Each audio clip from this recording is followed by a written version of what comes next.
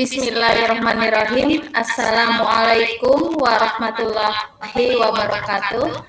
Waalaikumsalam warahmatullahi wabarakatuh. Sebelumnya untuk ketua kelas silakan dipimpin doa dulu ya. Siap. Dan sebelum kita memulai pelajaran pada pagi hari ini, marilah kita berdoa kepada Allah Subhanahu wa taala. Semoga aktivitas kita diberi hidayah oleh Allah Subhanahu wa taala. A'udzu billahi minasyaitonir rajim. Bismillahirrahmanirrahim. Allahumma shalli wa sallim ala sayyidina Muhammadin wa ala ali sayyidina Muhammad. Rabbi shrah li sadri wa yassir li amri wahlul 'uqdatam min lisani yafqahu qawli. Allahumma ilman nafi'an wa rizqan tayyiban wa halalan mutaqabbalan. Rabbi zidni ilman warzuqna fahman. Amin ya rabbal alamin. Amin ya rabbal alamin. Bismillahirrahmanirrahim. Raditu billahi robba wa bil islami dina wa bil Muhammadin nabiyya wa rasulah amma ba'du. Bagaimana kabarnya semuanya? Alhamdulillah sehat. Sudah sarapan semua? Belum. Sedikit lagi. Nanti setelah pelajaran ya. Coba ibu sapanya pakai bahasa Inggris sama bahasa Arab aja ya. Good morning. Morning Bu. Morning. Alhamdulillah bil khair. Untuk hari ini coba yang tidak berangkat siapa saja ya kelas kita. Awai tadi hadir. telat. Ahib ada. Hadir. Ahmad Sumbulawai Telat. Oh, izin ya. Izin telat. Didin Ahmad. Goib. Fitriani. Hadir Bu. Ngadiman. Hadir. Rafid. Hadir Bu. Rini Nur Indah. Hadir Bu. Ulfia tadi izin ya. Rufia sakit Bu. Sakit Ya.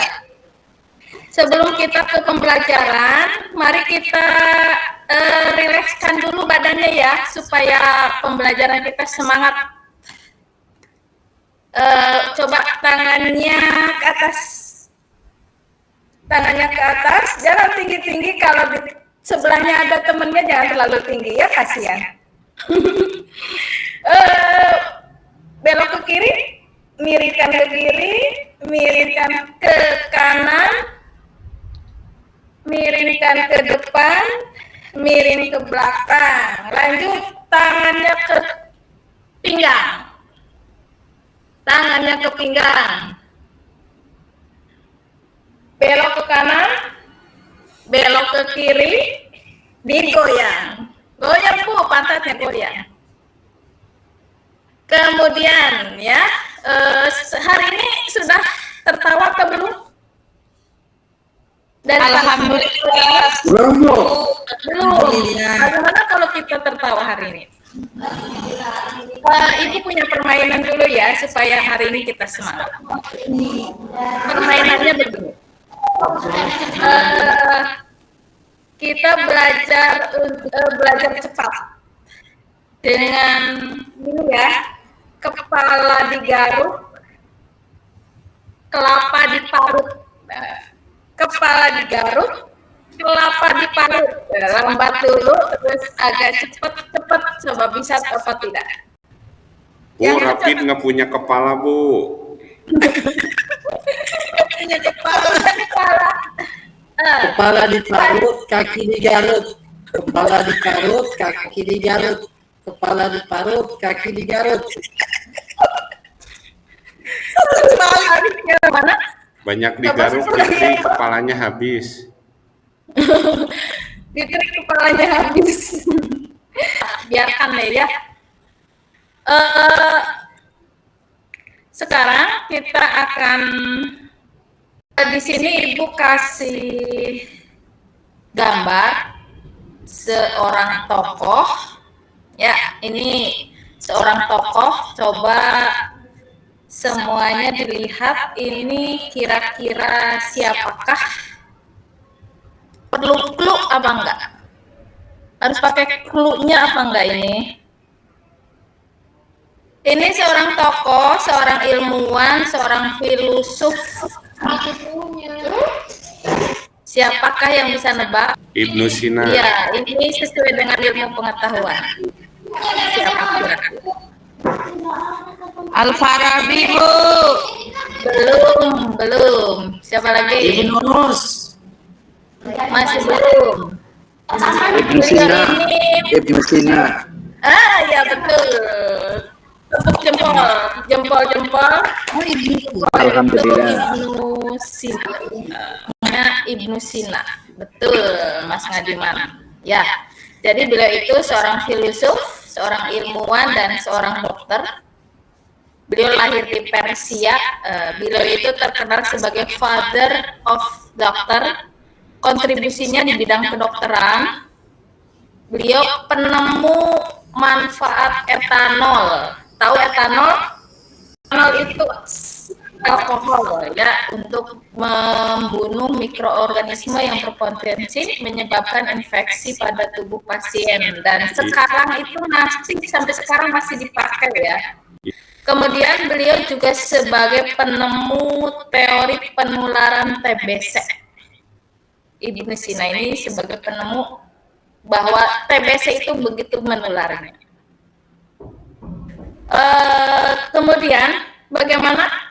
Apakah kalian sudah pernah melakukan atau keinginan untuk memiliki sesuatu yang bermanfaat untuk orang lain?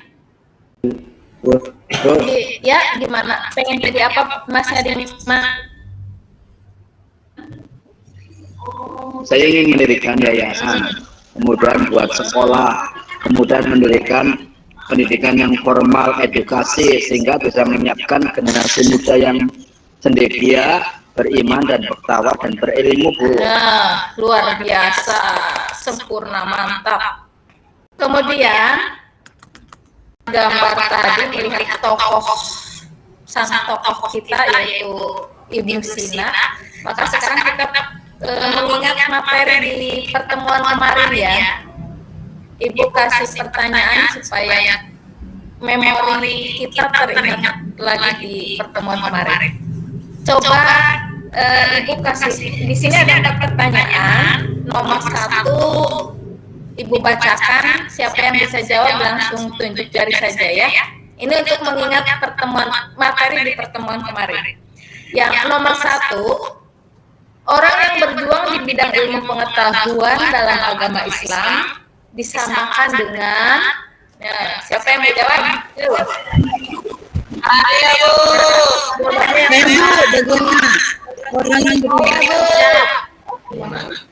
Jawabannya yang begini. B. Ya, betul. Jawabannya yang B. Orang yang berjihad di medan perang. Sekarang nomor 2.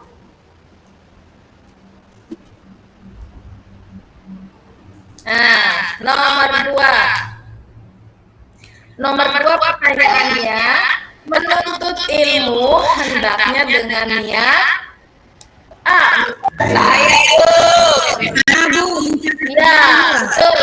Jawabannya menuntut ilmu hendaknya dengan niat mencari ridha Allah ya, bukan mencari kesenangan ya. Nomor 3, Nomor 3, ingat ya, kemarin kita sudah mempelajari tentang materi ini. Nomor 3, pertanyaannya, perintah menuntut ilmu terdapat dalam Al-Quran surah A. B. Al-Maidah 122 dan C. At-Taubah 222. Saya Bu. Bikin lagi, ayo yang lain mana? Yang B, Al-Maidah. A. Quran surat At-Taubah ayat 122. Ini tentang perintah menuntut ilmu. Yes, 100.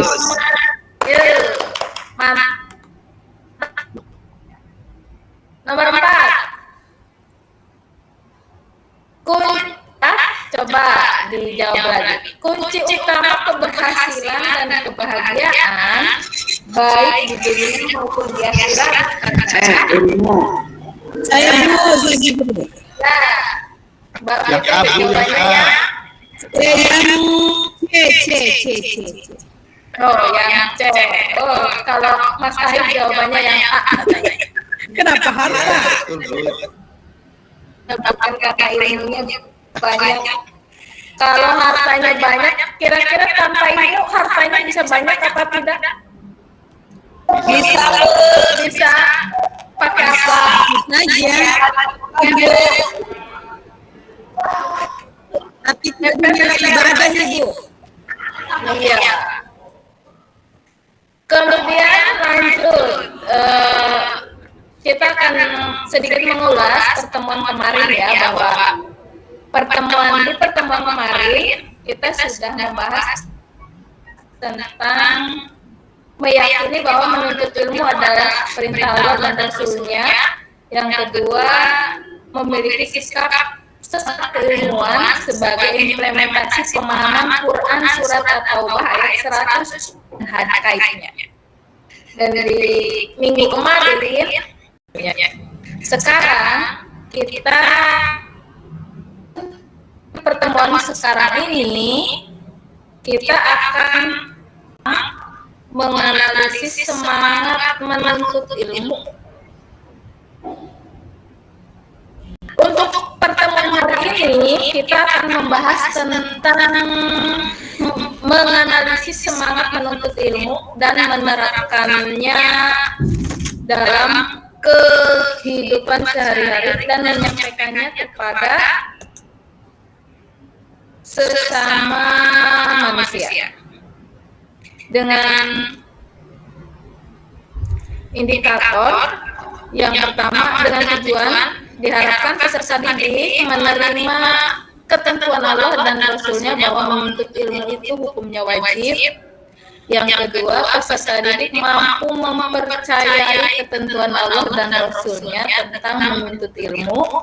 Yang ketiga, peserta didik mampu mengidentifikasi sikap semangat keilmuan sebagai implementasi pemahaman Quran surat At-Taubah ayat 122 dan hadis terkait. Dan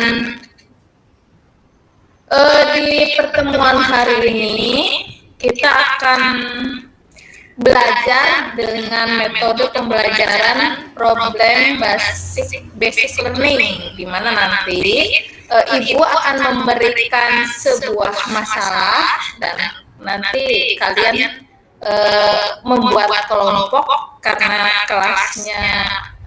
Kan ibu akan mengulas sedikit tentang materi yang akan dibahas hari ini ya. Yang pertama, pengertian menuntut ilmu. Menuntut ilmu itu adalah sebuah ikhtiar atau sebuah usaha dalam mempelajari sebuah ilmu, baik ilmu dunia maupun ilmu akhirat, dengan tujuan agar ilmu tersebut dapat bermanfaat untuk dirinya dan juga untuk orang lain. Kemudian yang kedua, kewajiban menuntut ilmu. Menuntut ilmu itu wajib bagi setiap orang muslim. Ya, jadi menuntut ilmu itu hukumnya wajib. Kemudian yang ketiga, hukum dalam menuntut ilmu. Hukum dalam menuntut ilmu itu ada dua, yaitu fardu kifayah dan fardu ain. Coba Mas Radiman, kira-kira fardu kifayah itu apa? Ya, fardu kifayah ya ketika sudah ada yang melaksanakan satu orang berarti yang lain tidak berdosa, gugur kewajibannya. Begitu Bu Guru. Oh iya betul. Jadi fardu kifayah itu boleh siapapun untuk mempelajarinya, gitu ya. Dan tidak semuanya juga boleh untuk tidak mempelajarinya. Kemudian fardu kifayah ini, jadi ilmu yang menjadi fardu kifayah itu yaitu ilmu matematika, komputer, ada IPS, kemudian IPA, biologi. Nah, itu masuknya ke fardu kifayah. Kita boleh mempelajarinya, dan kalau tidak mampu juga tidak apa-apa. Itu namanya fardu kifayah. Kemudian yang kedua adalah fardu ain hukumnya. Fardu ain apa ya, Mbak Rini? Fardu ain. Ini itu wajib Bu Guru. Nah, fardu ain itu wajib. Jadi yang wajib kita pelajari adalah ilmu agama. Kemudian yang keempat, adab menuntut ilmu dalam Islam. Nih, ada adabnya ya dalam menuntut ilmu, dalam menuntut ilmu. Yang pertama, kita niatkan lillahi ta'ala. Kita niatkan bahwa menuntut ilmu itu karena Allah Ta'ala. Kemudian yang kedua, ada menuntut ilmu itu selalu berdoa pada saat menuntut ilmu. Jadi setiap kita belajar diawali dengan berdoa. Ini Yang ketiga, ketika akan menuntut ilmu, ketika sedang menuntut ilmu, kita harus bersungguh-sungguh dalam menuntut ilmu. Ya, harus komitmen, harus konsisten bahwa kita memang ingin memperdalam ilmu.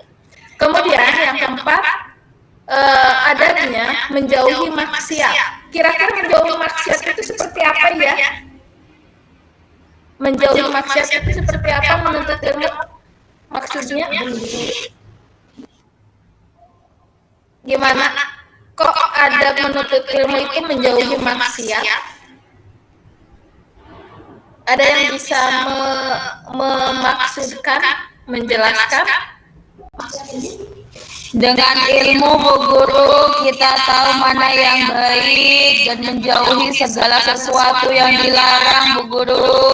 Ya betul. Jadi dengan kita berilmu, kita akan tahu, oh ini larangan, ini Saya nambahin Guru. boleh.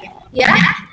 Ya, dengan ilmu kita bisa mencapai tujuan kita, yakni cita-cita. Itu Guru.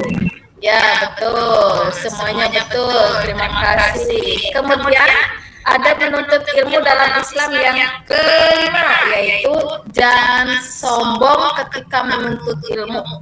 Maksudnya gimana nih?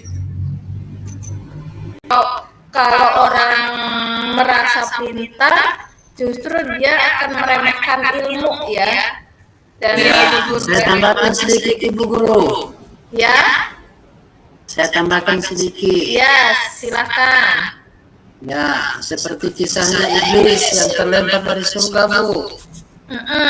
Karena sombong akhirnya. Karena dia merasa dirinya penciptaannya dari yang tinggi, ya, sedangkan Nabi Adam dari tanah, ya seakan-akan tidak mau sujud kepada Nabi Adam alaihi salam. Iya, betul. Terima kasih, mantap. Kemudian yang keenam, ada penuntut ilmu itu memperhatikan guru ketika menuntut ilmu. Ya, lanjut keutamaan menuntut ilmu.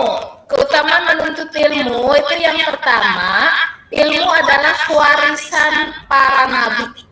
Atau disebut dengan ilmu syar'i, ilmu yang diturunkan oleh Allah berupa keterangan atau dan petunjuk. Ya. Kemudian yang kedua, keutamaan menuntut ilmu. Menuntut ilmu itu sebuah jalan menuju surga. Yang ketiga, Allah akan meninggikan derajat orang yang berilmu. Yang keempat, Allah ingin memberi kebaikan. Dan yang kelima, manfaat yang akan terus mengalir walau sudah meninggal. Ya, apa saja kira-kira? Waladun solehun, Bu. Apa saja? Satu, Anak soleh, Bu, yang senantiasa mendoakan orang tua. ya. Kemudian, Ilmu yang bermanfaat. nah, ya, ilmu yang bermanfaat. Dan yang Itu ketiga, sosok qajariyah. Itu ya, tadi nggak urus. ya. Jadi kalau orang yang berilmu itu akan ditinggikan derajatnya baik di dunia ya, terutama di dunia ya, terutama di dunia orang yang berilmu pasti akan ditinggikan derajatnya dan akan dianggap orang gitu ya. Kalau kata orang Jawa mah akan diuwongke gitu ya, akan dianggap jadi orang. Terus yang selanjutnya ini kita akan Ibu akan memberikan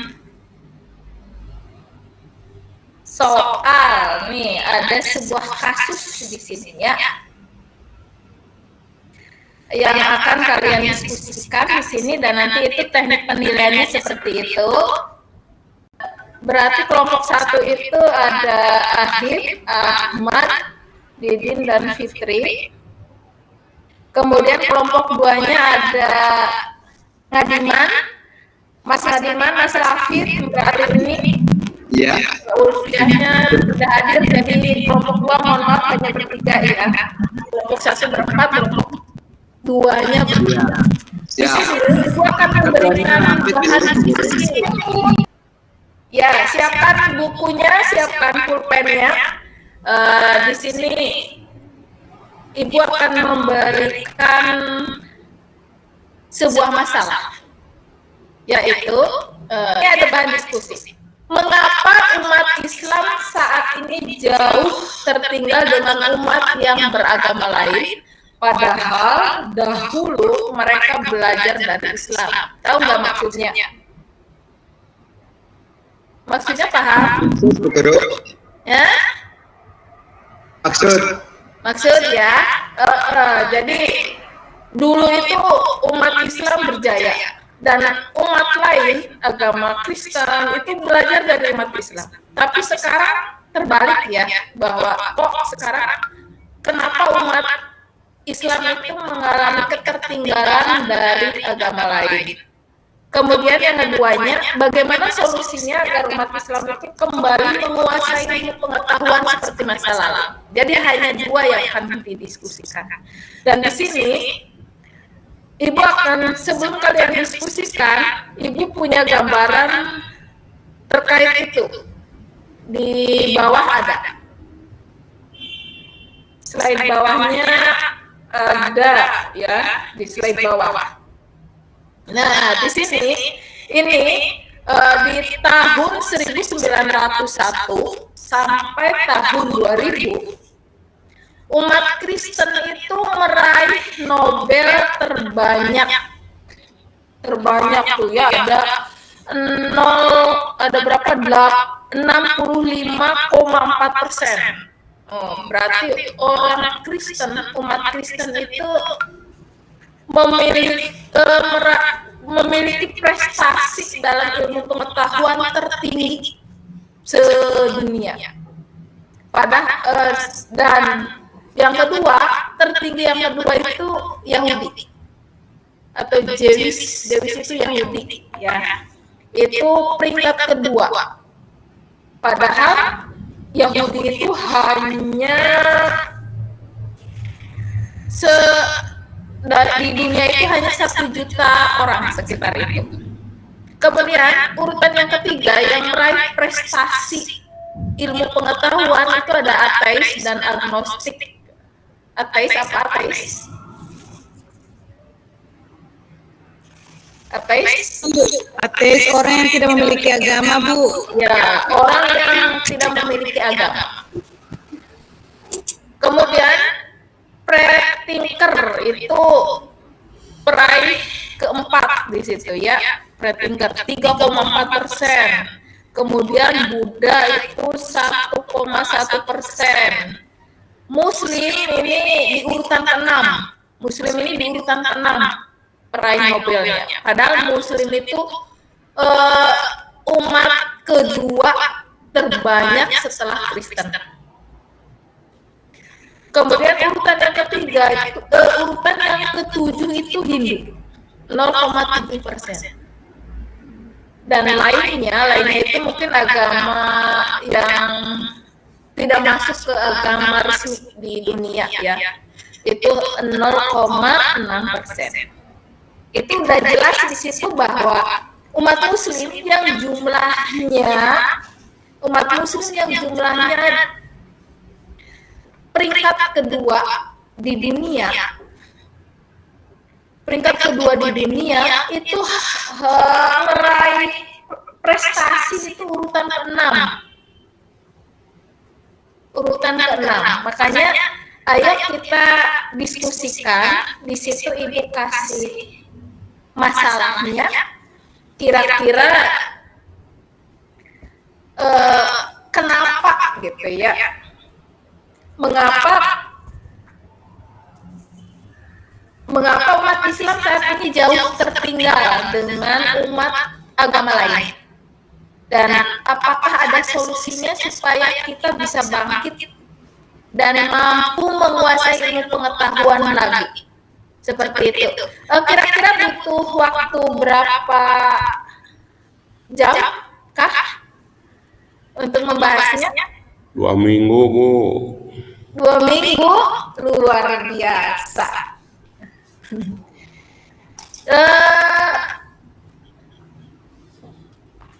Ya, mulai diskusi ya, Ibu tunggu. Itu dua pertanyaan ya. Bagaimana dan mengapa? Mengapa dan bagaimana? Teman kami dari saudara Rudin, jadi masukannya adalah ini merupakan kenyataan yang harus kita terima, apalagi sebagai orang Islam. Kenapa tertinggal? Mungkin supaya lebih singkatnya, karena kita selaku umat Islam itu meninggalkan konsep atina fid dunya hasanah wa fil akhirati hasanah.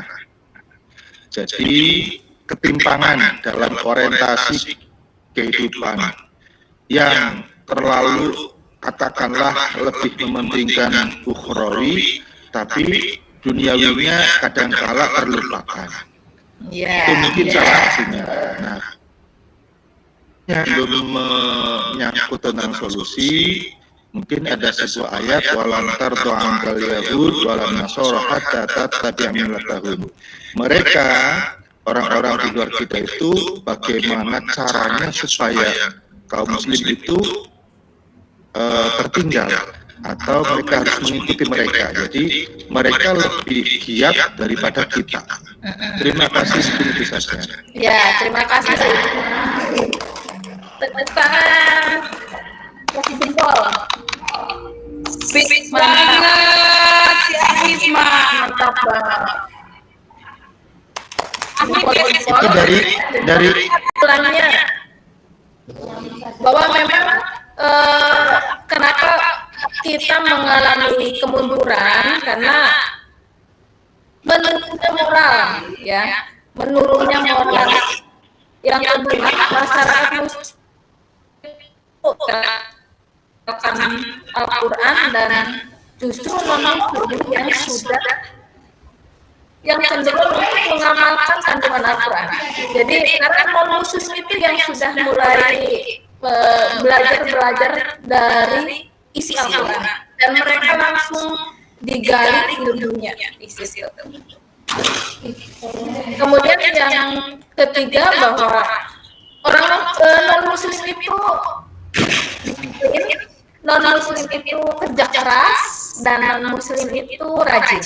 Beda dengan kita ya, dengan mungkin kalian malah hari besok mau tes aja semalam itu nggak belajar ya, nunggu kontekan dari teman gitu ya, atau bahkan seharian lebih asik dengan TikTok, dengan YouTube gitu ya, belajarnya ditinggalkan. Apalagi ngaji, mungkin ngajinya ada yang seminggu sekali gitu ya baru ngaji. Kemudian untuk solusinya,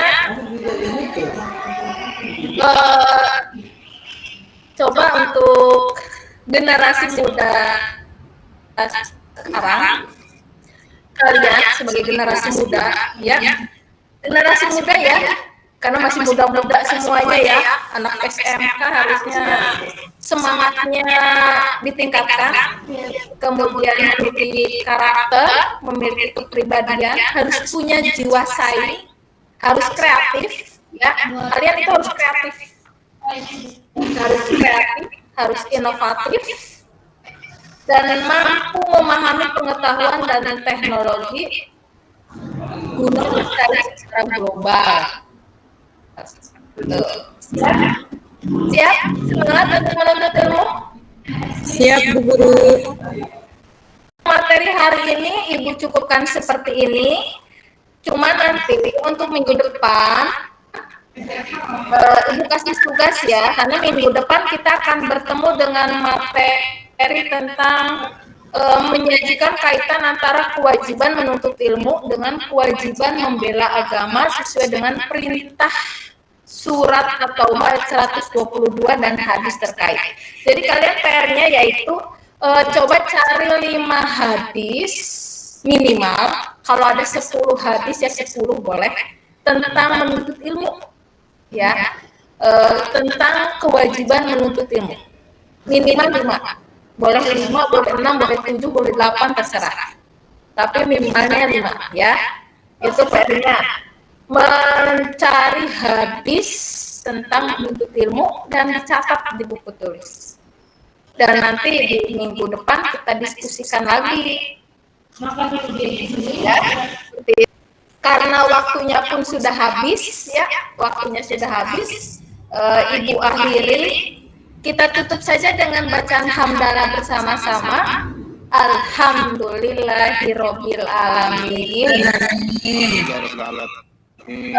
Semoga ilmu yang kita pelajari hari ini bermanfaat. Tetap semangat. Assalamualaikum warahmatullahi wabarakatuh. Terima kasih.